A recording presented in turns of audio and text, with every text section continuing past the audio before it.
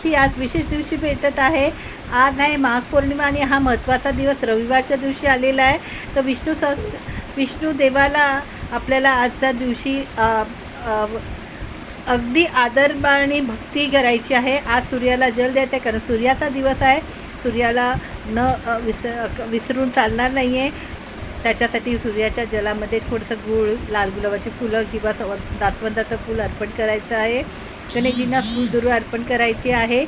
आज मात्र आपल्याला विशेष दिवस असल्यामुळे हा विशेष असा आहे की ही पौर्णिमा खरंच खूप वर्षानंतर येते. जवळजवळ 3 वर्षानंतर, 2.5 वर्षानंतर येते. आणि ह्या पौर्णिमेला आपण जे मॅनिफेस्ट करू, जे मागू, ते नक्कीच तुम्हाला मिळतं. तर आजचं मॅनिफेस्ट करण्यासाठी तुम्हाला मी एक छोटासा उपाय सांगणार आहे. 1 ग्लास पाणी घ्यायचं आहे काचेच्या ग्लासामध्ये. त्याच्यात सेंधा नमक टाकायचं आहे. आणि जर तुमच्याकडे सेंधा मीठ नसलं तर तुम्ही दुसरं कुठलंही मीठ तुमच्याकडे असेल ते टाका. आणि तो ग्लास रात्री जेव्हा चंद्र दिसतो त्या चंद्राच्या प्रकाशामध्ये रात्रभर राहू द्या. सकाळी त्या ग्लासातलं थोडं पाणी घ्यायचं आणि आपल्या अंघोळीच्या पाण्यामध्ये घालून तुम्ही स्नान करायची.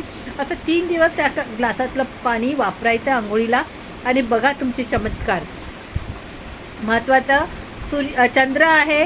चंद्राची तेज तुम्हाला येणार आहे. तुमच्या तेजामुळे तुमची आकर्षकता वाढणार आहे आणि त्याच्यामुळे तुमची अडलेली सगळी कामं होण्यासाठी तुम्हाला इम्प्रेशन मिळणार आहे. हे फार चांगला आणि सोपा उपाय आहे.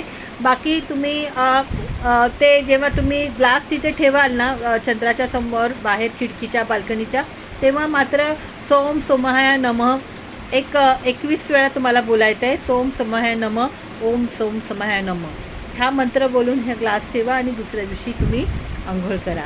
बघा तुमच्या ह्या उपायाने तुमच्या आयुष्यामध्ये किती बदल होतो. आणि आजच्या पौर्णिमेला चंद्राला दूध आणि पाणी थोडं मिक्स करून चंद्राला तुम्हाला आज अर्पण करायचं आहे.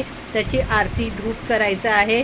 काही नाही झालं तर नुसतं साधं पाणी तरी अर्पण केलं तरी तुमच्यासाठी आहे. चंद्र हा मातेचा ग्रह मानला जातो, प्रेमळ ग्रह असतो. आणि त्यासाठी आपल्याला नक्कीच त्यांना आज जल दूध अर्पण करायचं आहे. श्री स्वामी समर्थ.